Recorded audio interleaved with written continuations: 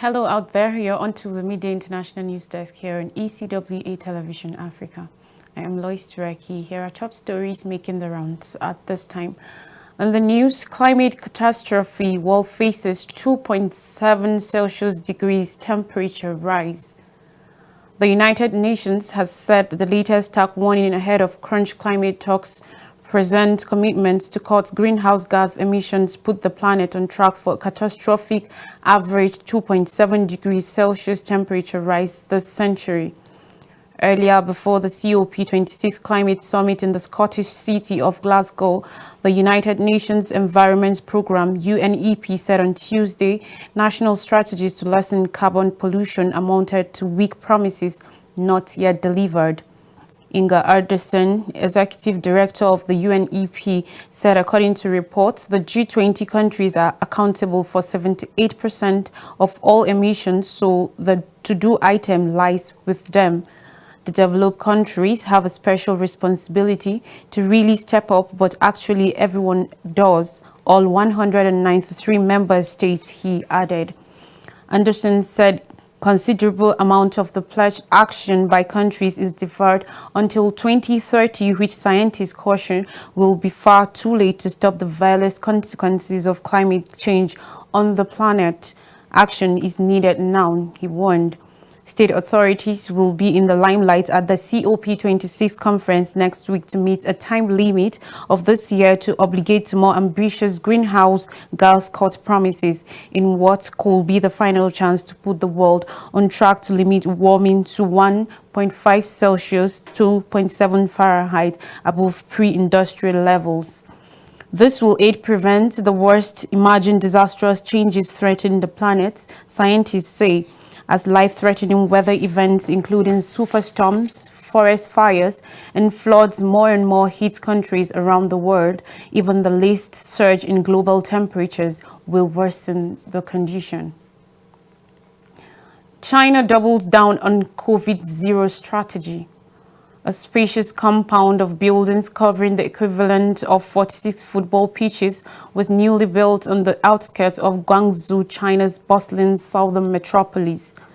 The expansive complex of three-story buildings comprises of some 5,000 rooms and is the first of what is predicted to be a chain of quarantine centers erected by the Chinese government to accommodate persons coming from overseas as it forges ahead with its zero-tolerance approach to COVID. According to the introduction to the center put out by the Guangzhou government, the compound is equipped with 5G communication technology and artificial intelligence infrastructure, and each room, which can host only one person at a time, has cameras at its door and a robot delivery system to reduce human contact and the risk of cross-infection. It took the construction team less than 3 months to finish the project, in an echo of the Hushanshan and Leishanshan temporary hospitals that were built in record time in the central city of Wuhan as COVID-19 took hold in early 2020. Nonetheless, while those hospitals were received with relief, the appearance of the quarantine center nearly 2 years after the trauma of Wuhan has left some wondering why China is not calming its virus strategy now that the huge majority of its 1 billion people have been fully vaccinated. More facilities are being built, but there is no sign the authorities plan to reduce the restrictions that have been efficiently ended international travel for people in China. On one hand, you have professionals such as Zhong Nanshan and Gao Fu suggesting that once the vaccination rate in China got over 85%, then it's about time to open up, said Yung Zong Huang, a fellow at the Washington, D.C.-based Council on Foreign Relations, referring to two prominent public health experts in China. But on the other hand, all the measures in place seem to suggest that Beijing is going to sustain the zero-tolerance strategy. Prior to a sluggish vaccination campaign, China has fully vaccinated about 75% of its total population, which is domestically manufactured COVID-19 vaccines. However, it remains totally committed to eradicating the virus domestically, as well as stringent border measures and obligatory quarantines for those arriving from overseas. Still on the news, Afghanistan's neighbors assemble in Tehran to deliberate its future. In Tehran, Iran, senior officials of Afghanistan's neighboring states have gathered in Iran's capital for a one-day conference to deliberate the condition in the Taliban-ruled country. The Conference of Foreign Ministers of Iran, Pakistan, Tajikistan, Uzbekistan and Turkmenistan in Wednesday in Tehran will also be joined by their counterparts from China and Russia via video talk. The meeting is to be inaugurated by newly elected Iranian President Ibrahim Raisi, who has made engaging with the region a topmost importance in his foreign policy direction. Raisi and Iranian Foreign Minister Hossein Amir-Abdollahian held separate bilateral talks with each of the foreign ministers on Tuesday. The Iranian Foreign Ministry has alleged the purpose of the event was to shape a united front among the neighbors in the call for the creation of an inclusive government in Afghanistan. Monitoring refugee waves following the Taliban's takeover of the country in August, guaranteeing economic security for Afghanistan and fighting radicalism and other major objectives of the meeting, it added. The discussions follow a virtual meeting in early September between the foreign ministers that was hosted by Pakistan. ISIL attack on Iraqi villages kills 11 defenseless civilians. According to the country's security forces, not more than 11 people have been killed and others wounded in an ISIS attack on a village in Diyala province in eastern Iraq. The Joint Operations Command said in a statement the attack on Tuesday targeted defenseless civilians in the village of Al-Hawasha near the town of Moqdadiya. Security said the gunmen used numerous vehicles and semi-automatic guns in their attack. And according to two officials, ISIL fighters had kidnapped two villagers earlier and then invaded the village when their demands for ransom were not met. The dead and wounded were all civilians, he added. Iraqi President Barham Salih, in a Twitter post, denounced the attack as a despicable attempt to destabilize Iraq. He said the country required boost its security, address security gaps, and not underestimate the threat of ISIL. At its peak, ISIL controlled vast swaths of territory in Iraq and neighboring Syria under its self-proclaimed caliphate.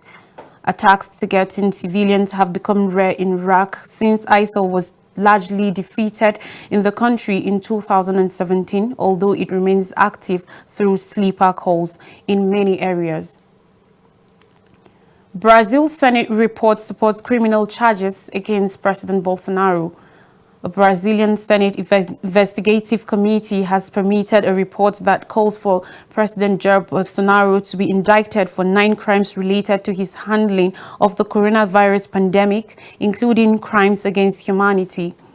The report on Tuesday, which is over 1,300 pages long and took the opposition-controlled committee about 6 months to prepare, also claims that 77 additional people and 2 companies committed crimes.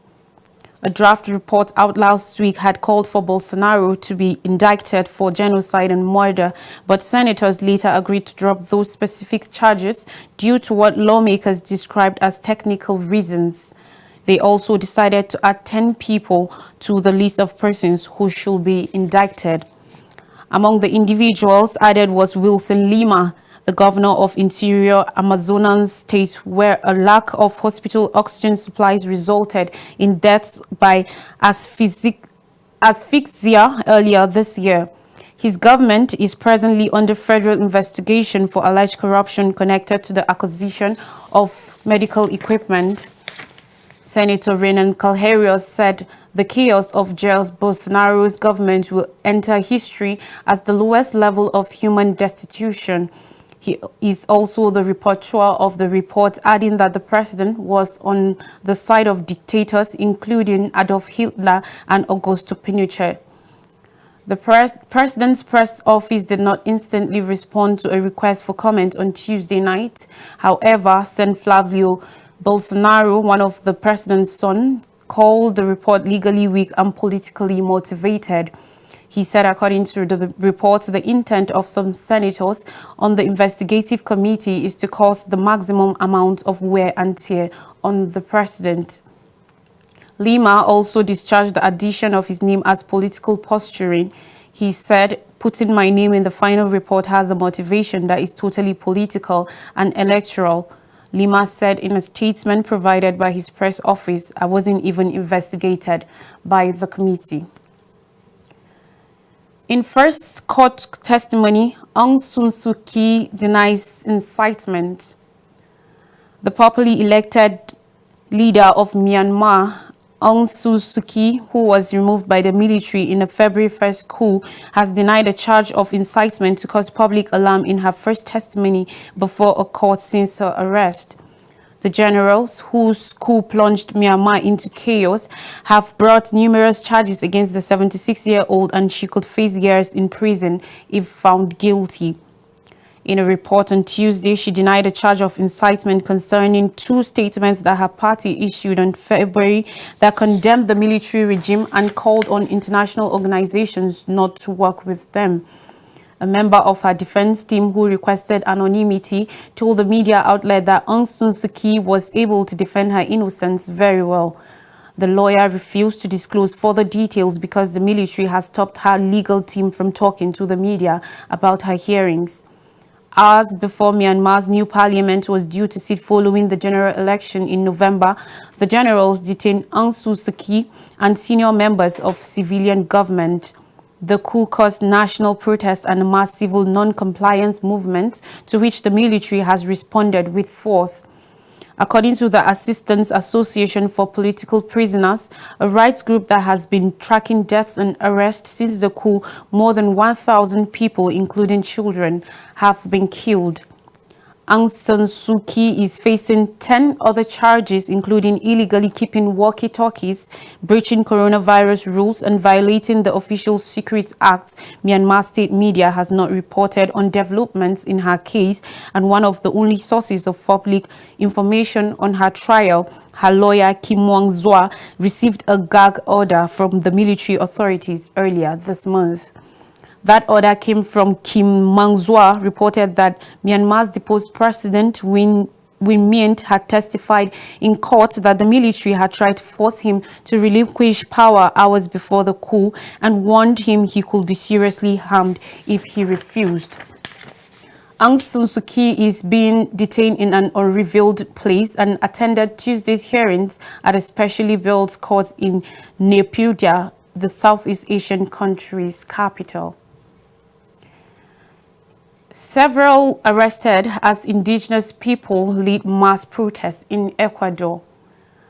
In the early hours of October 26th at dawn, Ecuador's indigenous communities, or CONAIE, had already started the most recent paro national shutdown in English by bringing many transport routes to a standstill in the countryside to mark the beginning of a day of protest against a hike in fuel prices. The protesters wanted to peacefully enter the heavily fortified presidential palace, but metal fences and riot police blocked the streets leading to the building. Indigenous and other social collectives have been demanding conservative President Guillermo Lasso reverse the spike in fuel costs announced last week. Leonidas Iza, the president of the Confederation Indigenous Nationalities, said, according to reports, a few days ago, the president labeled me a destabilizer. He continued, Ecuadorians do not have time for this. We are all concerned about the economic issues. After demonstrations in Quito had ended, Interior Minister Alexandre Villa, in a press briefing, said the majority of demonstrations nationwide was peaceful on Tuesday, but identified a group believed to have been aggressive against riot police, resulting in agents firing tear gas in Santo Domingo Plaza to disband the mobs. Vela said 37 people were detained by police throughout the day. Konya also announced 7 resolutions following the day of protests, among them preparations for a second day of demonstrations, and reiterated its demands that the fuel prices be reduced to the levels they were in June. Under pressure from Kony and indigenous legislators, Lasso announced last week he was freezing the monthly increases of fuel prices, but fixed new prices slightly higher than those that had been expected to go into effect in October, with petrol at fixed $2.55 a gallon. That's 0.67 a litre, and diesel $1.90 a gallon, $0.50 a litre. We have listened to you, the people, and also to political and social sectors to reach an agreement which brings us stability in which the economy and grow and create jobs, Lasso said in a message to the country on Friday. Kony rejected the president's announcements and said protests will go forward as planned. Now more than 5 months on the job, Lasso faces a migration crisis of Ecuadorians leaving for the U.S.-Mexico border and a bloody gang war in the prison system. With just days before the COP26 climate summit begins in Glasgow, environmentalists have also lambasted the president for committing to double Ecuador's oil production during his term, setting up the prospect of a confrontation between remote indigenous communities in the Amazon and state security forces. Now in Africa, Sudan's Prime Minister Hamdok released still under heavy security. The deposed Prime Minister of Sudan, Abdullah Hamdok, has been permitted to return home, according to his office, a day after the country's military detained him after seizing power in a coup. The release of Hamdok and his wife on Tuesday followed international criticism of General Abdel Fattah al-Burhan's power grab. The United States has said it will append aid, while the European Union had threatened to do the same. The Secretary General of the United Nations, Antonio Guterres, had also demanded Hamdok's instant release as he advised world powers to unite to challenge what he called a recent epidemic of coup d'etat. The statement by Hamdok's office said the deposed Prime Minister and his wife were under heavy security at their home in the Sudanese capital, Khartoum, and that other civilian officials arrested on that day of the coup remain in custody and their locations unknown. The takeover came after weeks of mounting tensions between military and civilian leaders over the course and pace of Sudan's transition to democracy. Al-Burhan was supposed to hand the leadership of the Sovereign Council that runs the country to a civilian next month, a step that will have decreased the military's hold on power. But the coup has threatened to derail Sudan's transitional process, which has progressed in feats and starts since the overthrow of long-term leader Omar al-Bashir in a popular uprising 2 years ago. Previously, pro-democracy protesters returned to the streets, blocking roads in the capital with makeshift barricades and burning tires. According to doctors, troops had fired on crowds a day earlier, killing 4 protesters. Finally, soldiers recognizes facts in the assassination of Thomas Sankara. In Burkina Faso, a military court in Ouagadougou heard on Tuesday the testimony of a soldier accused of involvement in the assassination of Thomas Sankara in 1987. The accused, one of 14 standing trial, told the court the details of the coup that resulted in the death of Sankara and 12 of his companions. The soldier, Yamba Elisa Ibodu, said that on 15 October 1987, the day of the coup, he was at the home of Blaise Compaoré, who was brought to power by the coup. The soldier denied accusations of premeditation, saying that he never participated in any preparatory meeting. The killing led to the replacement of Thomas Sankara by Blaise Compaoré, who ruled the country for 27 years before being deposed by a popular uprising and fleeing to neighboring Ivory Coast. And that's you up to date with international news stories on ECWA Television Africa. Remember, if it fails, admit it frankly and try another. But above all, try something. I am Lois Drake. Have a good day.